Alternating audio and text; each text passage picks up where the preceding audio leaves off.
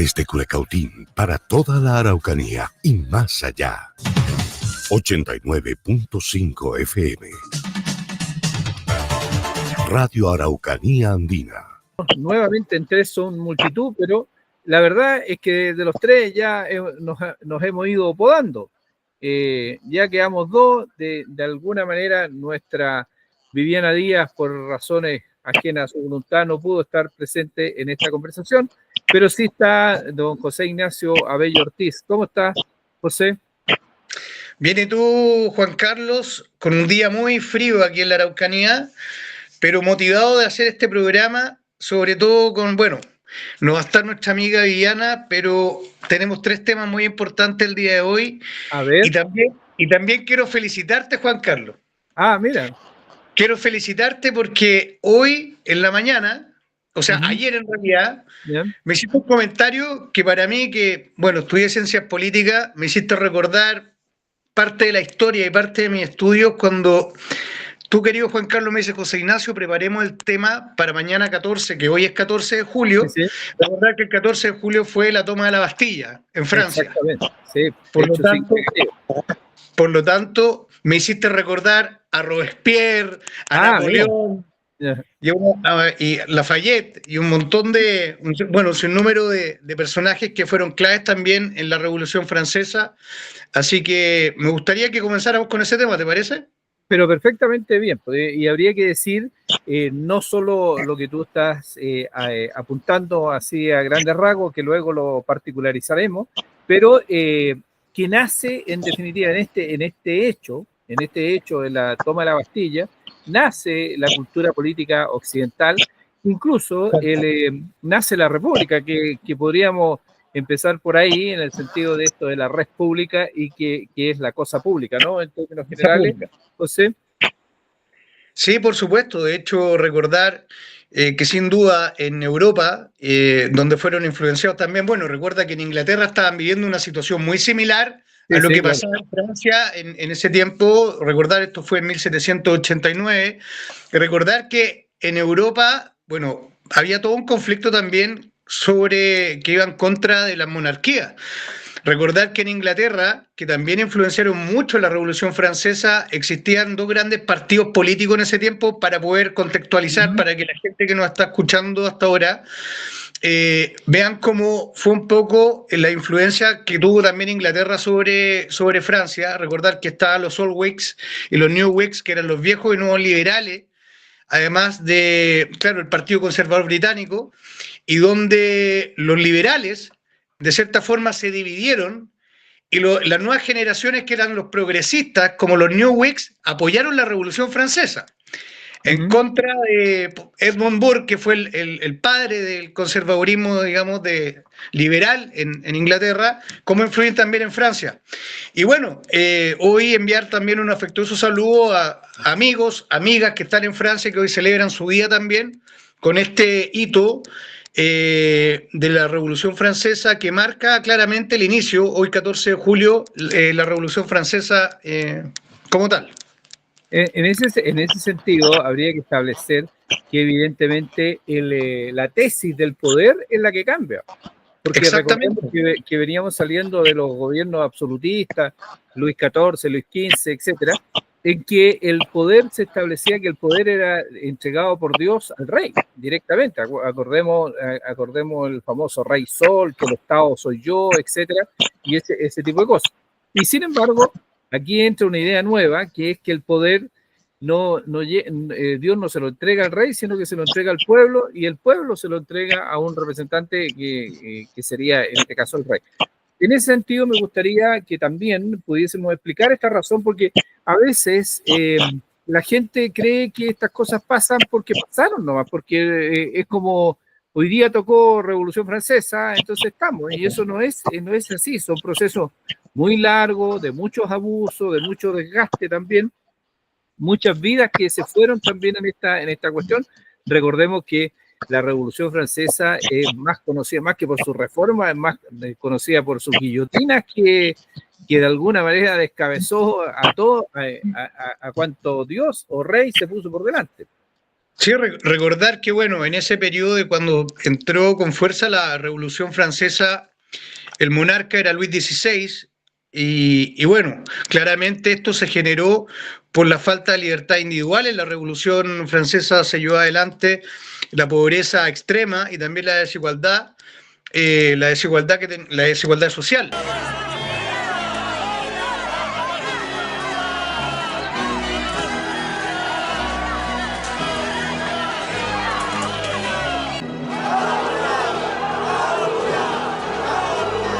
Entonces, claramente esto genera todo un cambio en el sistema político y de gobierno en Francia, y donde claramente se proclama la República. Y bueno, sabemos también que después de esto, que claramente por eso mencionamos la toma de la Bastilla, porque marca un hito, un antes y un después. Y eso claramente es la abolición del régimen monárquico. Y con respecto a eso, bueno, tenemos una serie de personajes que estuvieron ahí, que fueron influyentes, como Robespierre, que lo nombré, Napoleón Bonaparte, Napoleón I, y bueno, también una serie de partidos políticos o movimientos que estaban a favor de la revolución en ese tiempo. Claramente hubo muchas protestas, hubo mucho saqueo, mucho robo también durante el proceso de la revolución. Y esto marca también cómo se inicia el proceso de la revolución y cómo Napoleón después asume el control de esto 10 años después, pues la revolución dura 10 años.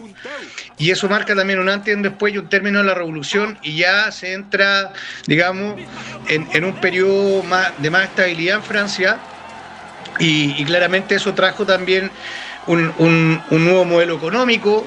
Recordar que Francia después de la revolución entra en el liberalismo económico, y ese liberalismo económico también venía de Inglaterra, por eso nombré Inglaterra, donde ahí se caracteriza, donde está Edmund Burke, donde está John Locke, que es uno de los padres del liberalismo en Europa. John Locke, que a mí me gusta mucho en lo personal, porque defiende la propiedad privada, entre otras cosas, el derecho a la vida, y bueno, no tan solo fue una revolución en el sentido social, también fue una revolución intelectual. Recordar que después, en el periodo de revolución y posrevolución, nacieron, o sea, dieron a la vida grandes tendencias económicas, liberales, progresistas en Europa. No, por supuesto que sí. Ahora, un poco para ir cerrando, José Ignacio, porque tenemos otros dos temas que son verdaderamente importantes y trascendentes. Yo creo que lo que, más allá de las muertes, del, ¿cómo se llama?, de lo que pasó, de la cosa, etcétera, de quienes ganaron, quienes perdieron, etcétera, sí el mundo cambió. Con esta revolución efectivamente hubo un giro en la forma de conducción, en la forma de la política, etcétera. Y estos eslogan o estas frases que tiene la República Francesa, la égalité, fraternité, ¿cómo se llama?, y la igualdad, de alguna manera han forjado los cimientos de todas las revoluciones o las evoluciones políticas posteriores. Recordemos que este movimiento es anterior a la independencia de Chile. O sea, es decir, que de alguna manera de eso estamos hablando, de antes que Chile fuera, ¿cómo se llama?, libre, por decirlo de alguna manera. Un poco para terminar eso, José Ignacio, resumiendo esta parte final. O sea, resumiendo, yo creo que claramente, como lo dije anteriormente, la Revolución Francesa trae también todo un tema de una revolución intelectual, que creo que es lo que más a mí, por ejemplo, me acerca hacia lo que pasó en Francia. O sea, sabemos que fue un periodo bien complejo para ese país, pero tú sabes que detrás de todo conflicto existen siempre seres pensantes y ilustrados. Claramente recuerda que después de la Revolución Francesa nace, o sea, se incrementa y es más fuerte la burguesía en Francia. Sí, se marca mucho por el tema de la libertad de mercado, el liberalismo económico. Se empieza a acabar la nobleza. Claro, y se marca la burguesía. Y hay que decir que los burgueses no eran los ricos, eran los que empezaron a trabajar, a establecer la revolución industrial, finalmente, ¿no? Es decir, es una clase de trabajo, no es una clase que hayan tenido derechos consagrados. Hoy día se entiende que los burgueses son los ricos, que son los dueños de todo, pero ahí en ese momento no era así. Claro, pero yo creo que para nosotros que, por ejemplo, bueno, nos encanta leer, pero también nos gusta la parte de la política o el aparato del Estado, después claramente se logra y se proclama la República, la separación de los poderes del Estado, los derechos individuales, Exactamente. y claramente eso trae un gran crecimiento para Francia. Y recordar que en Europa en esos años, en 1700, 1800, fue duramente criticada la monarquía en Europa, no tan solo en Exacto. Francia. Los franceses se atrevieron, que fue diferente. Claro, Pero sí, claro. De hecho, claro que recuerda que... ¿Mm? estábamos con los reyes borbones nosotros en el caso de que son de origen francés. Finalmente los que manejaban las colonias de América era la casa borbónica, que en definitiva son de origen francés. Bueno, Así que, José bueno, Ignacio, para ir cerrando el tema, un sí, saludo a todos nuestros amigos y chilenos que están en Francia y que hoy tengan un hermoso día de celebración allá, porque muchos celebran. Eh, pero más allá de eso, creo que el mensaje es potente de lo que pasó en Europa, porque al final es la oleada que después viene a Sudamérica, sí, por Latinoamérica, supuesto. de crecimiento económico y también de orden en lo político y en la construcción de repúblicas. Exactamente, esto es, lo recordamos no solo por ser el Día de Francia, el día también, por cierto, sino que porque esta gesta histórica marcó el inicio de lo que es la política, que es lo que nosotros vamos a hablar ahora también, porque ya evidentemente iniciándose una semana, han habido encuestas, se han ido tomando posiciones, unas más, unas menos, etcétera, unas que a unos les gustan más, a otros les gustan menos, etcétera, pero finalmente las matemáticas arrojan un resultado, ¿no? Verdaderamente. Y ahí, ¿cómo nos fue o cómo nos va yendo esta semana en el tema estrictamente de encuestas de la posibilidad de ciertos candidatos o ciertas personas de ser presidente de la República en el próximo octubre, o sea, noviembre o diciembre, si es que hubiese segunda vuelta? Mira, ahora estoy aquí leyendo, estoy conectado al invicto.cl, un medio de ¿Ya? comunicación de la región de la Araucanía, Muy bueno.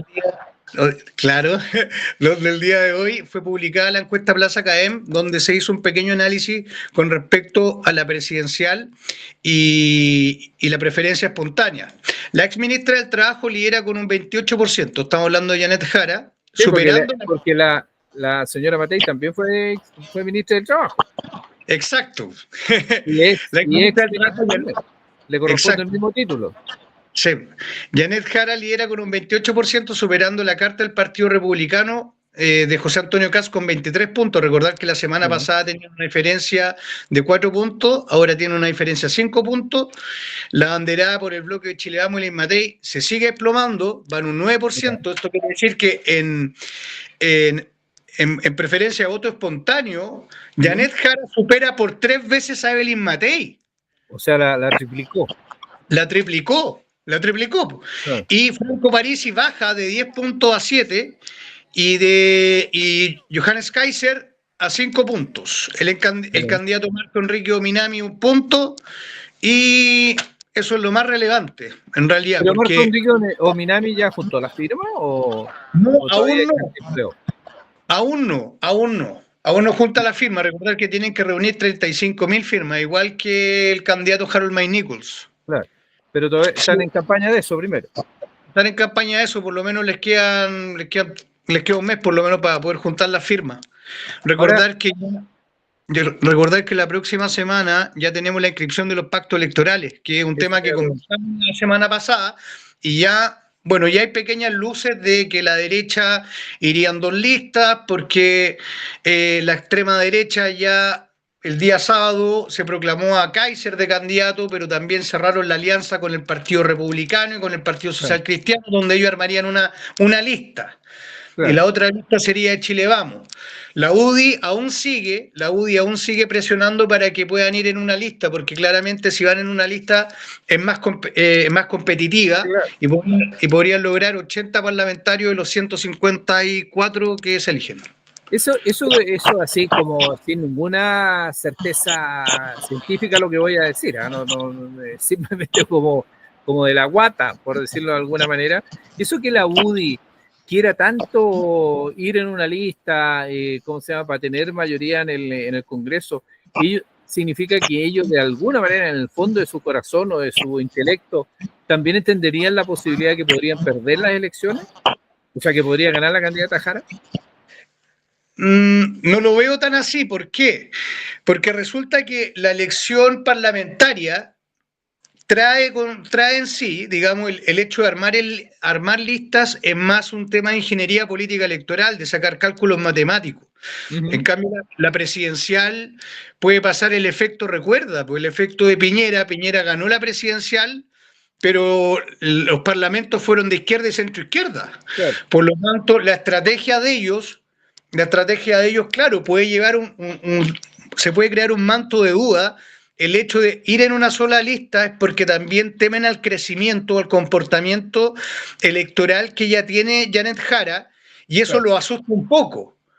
Pero la estrategia, claro, lo asusta porque Janet Jara nadie pensaba, y hay que ser súper crítico en esto y decir las cosas como son, nadie pensaba el efecto de Janet Jara que iba a crecer tan rápido.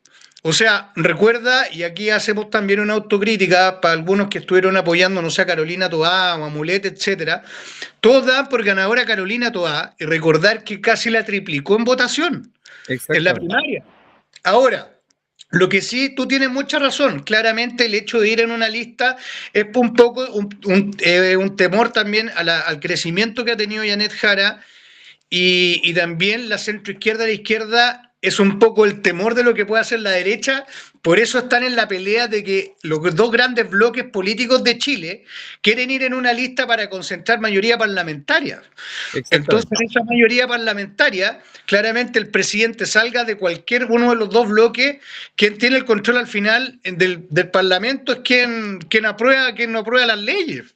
Exactamente. Oye, en ese sentido, también la encuesta establece algunas condiciones, o sea que a mí me parece súper interesante, que habla no solo de los números, sino que también de las razones que se dan. ¿Cuál es el mérito que tiene en este caso la Janet Jara, por ejemplo, que la gente dice que ella tendría la capacidad de resolver problemas, que es muy empática, que tiene mucho carisma, yo que sé. O sea, es decir, hay algunas condiciones que evidentemente pueden más o van más allá de la ¿cómo se llama? Del número matemático en sí. Sí, de hecho dice los atributos presidenciales, el perfil relativo de los atributos presidenciales. Kast lidera en áreas como capacidad para resolver los problemas de inmigración, capacidad para enfrentar la delincuencia y el narcotráfico, y autoridad de liderazgo. En tanto, Jara encabeza en áreas de tolerancia frente a la diversidad, es más cercana y conoce las necesidades de las personas, y simpatía y empatía.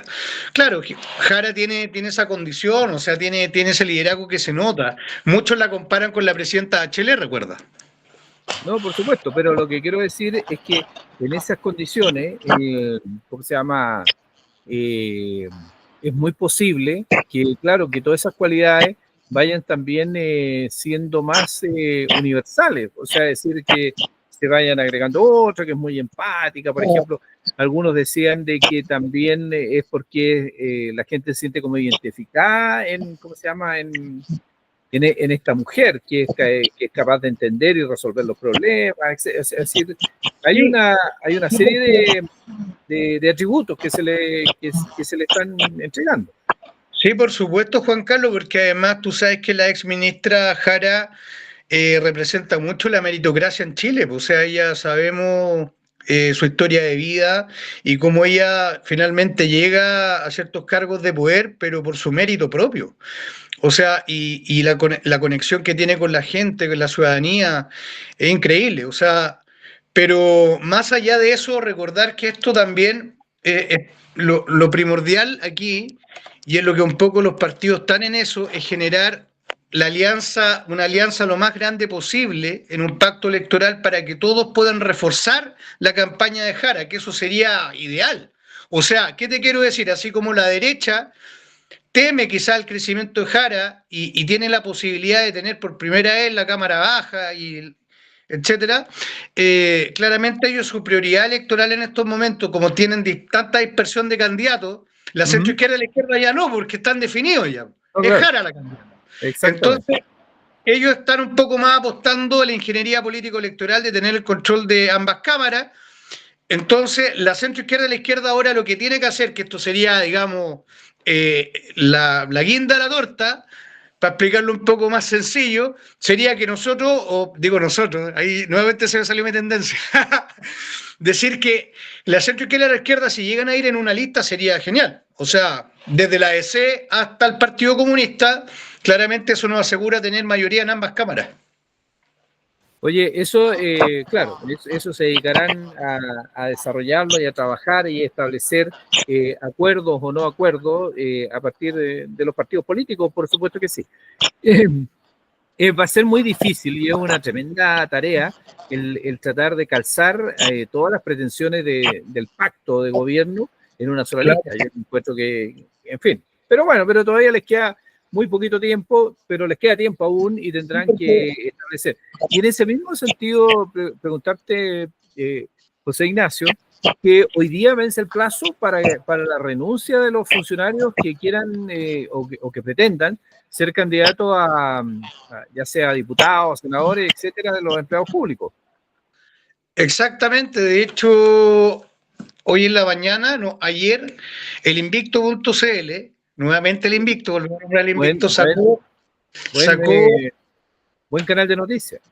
Claro, sacó una nota con respecto a lo que dijo el delegado presidencial Eduardo Abdala, ¿Ya? con respecto, que aquí tengo la nota, el delegado presidencial de la Araucanía, Eduardo Abdala, hizo un llamado a los integrantes de su gabinete que tengan aspiraciones para participar de las elecciones parlamentarias de este año a respetar una circular del Ministerio del Interior que fija este 15 de julio como fecha límite para presentar sus renuncias. Hasta mañana tienen plazo.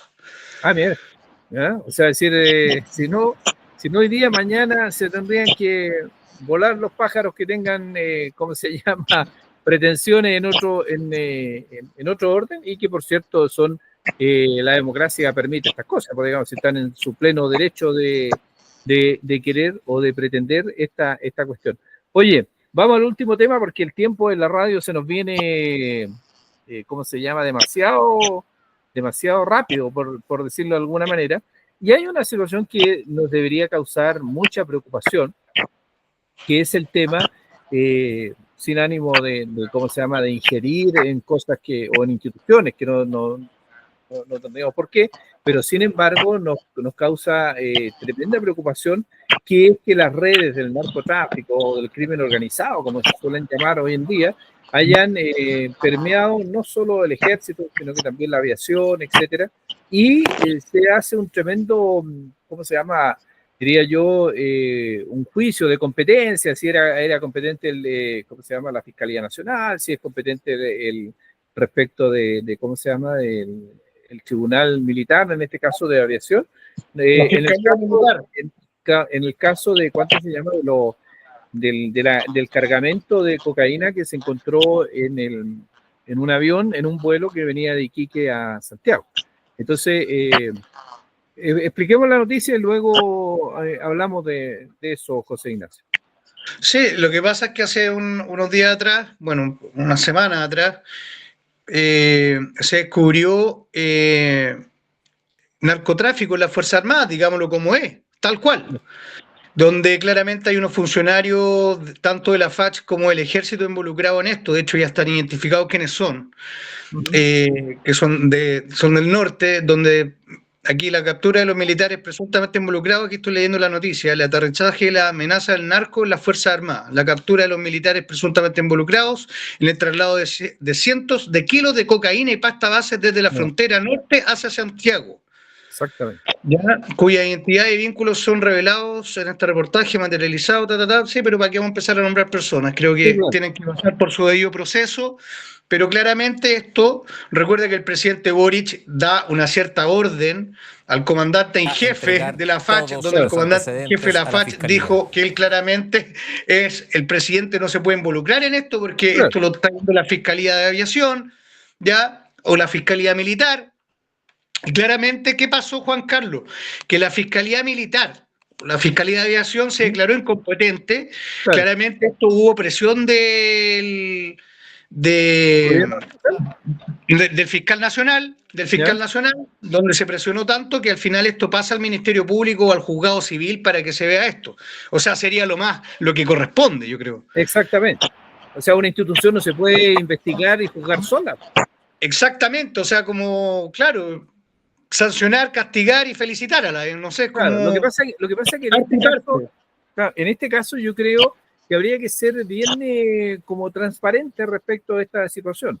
Nadie está condenando a la Fuerza Aérea o al Ejército completo. Si esto no es el Ejército ni es la Fuerza Aérea, son algunos, integrantes de ellos que, aprovechándose mañosamente de esta institución y de esta organización que tienen, ellos hacen de burreros, finalmente. Eso es como cuando el auxiliar de un búho hace alguna tontera, en el fondo decir, no es que sea la empresa, es esa persona.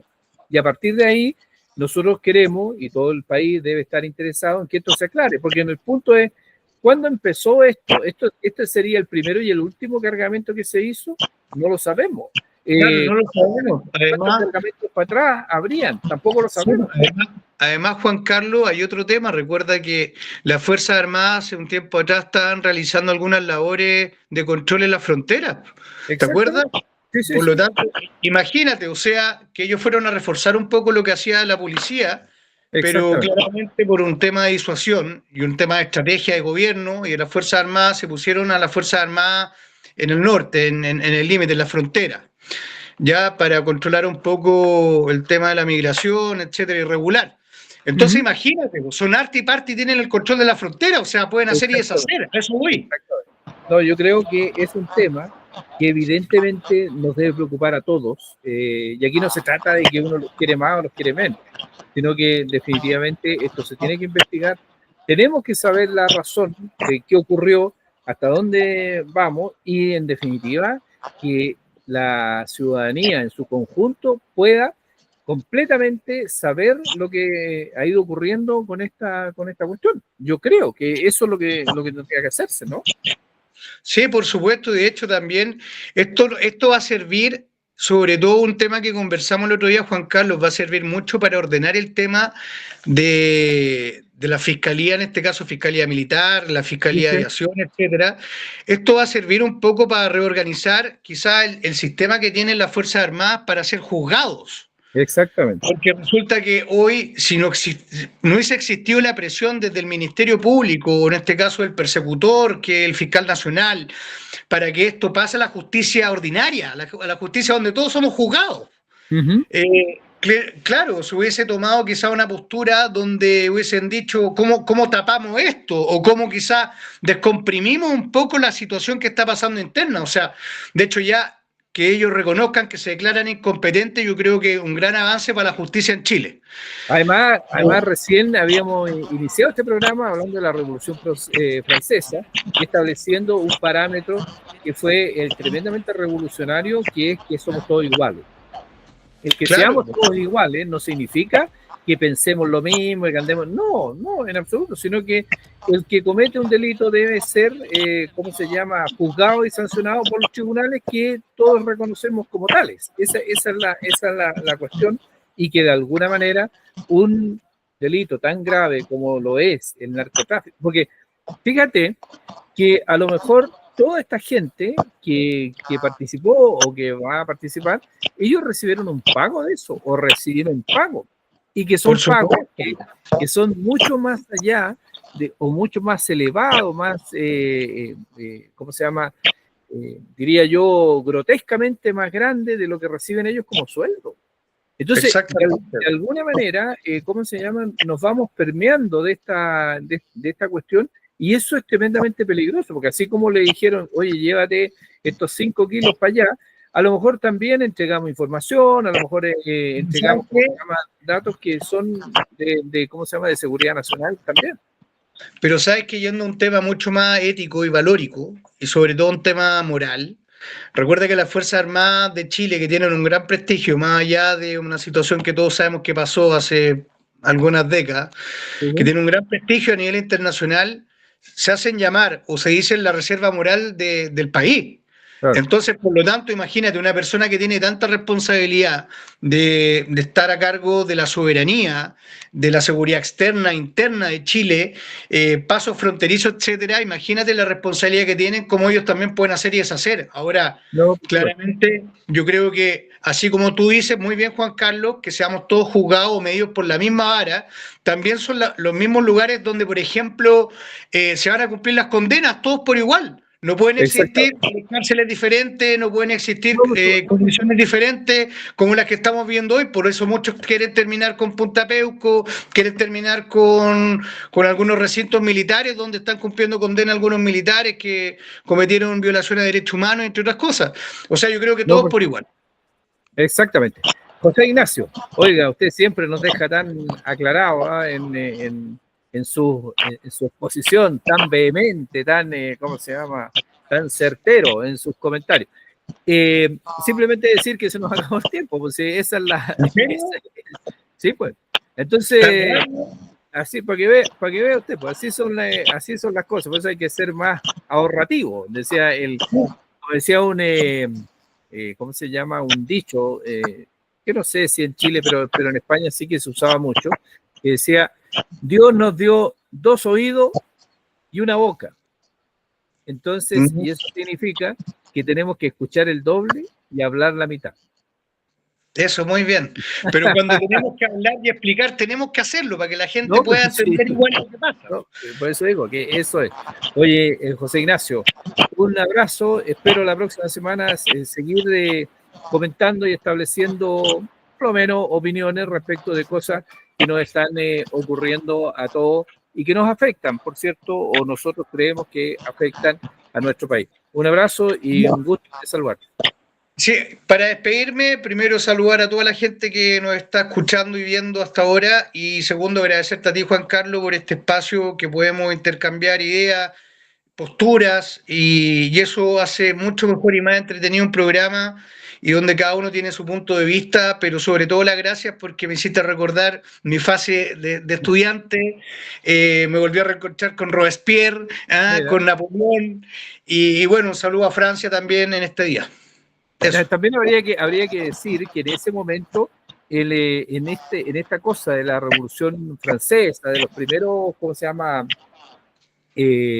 Consejos, es donde nacen las derechas y las izquierdas, ¿ya?